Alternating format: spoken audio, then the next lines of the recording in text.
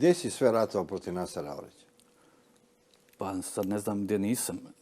Šta si ti znao o Naseru Oriću? Pa ništa, znao sam samo da je iz Srebrenice i da je bio u specijali. To kasnije kad smo počeli 92. Jesi ti znao da je on bio teohranitelj Slobodana Miloševića? Ma nisu, to sam kasnije saznao. To sam kasnije tek saznao. Gledaj, ja sam na osnovu onih samo izjava i obavještajnih podataka 92. 3. kada imao ko je komandant i kako, onda sam saznao da je pripadnik MUP-a, da je bio u specijalnoj jedinici, da je došao u Sarajevo, da je prebačen. To su neki podaci koji su naši baratali. A ja sam prvi put s njim, negdje novembar 92. negdje na borbama u Cerskoj, pošto služu ga Motoroli, da je on.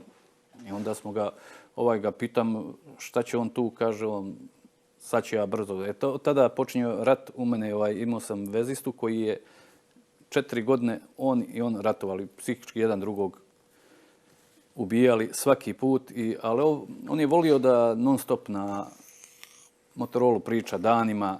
Naprimjer, evo sad ću ti reći, pred pad Kravice, 7-8 dana čovjek se nije skidao s Motoroli, govorio Kravičanima, dolazi vam na ražanj, spremite se. I na osnovu toga ja sam isto, ovo istraživanje, mi vezista kaže da se kreće u okolini Kravice, stvarno je gore.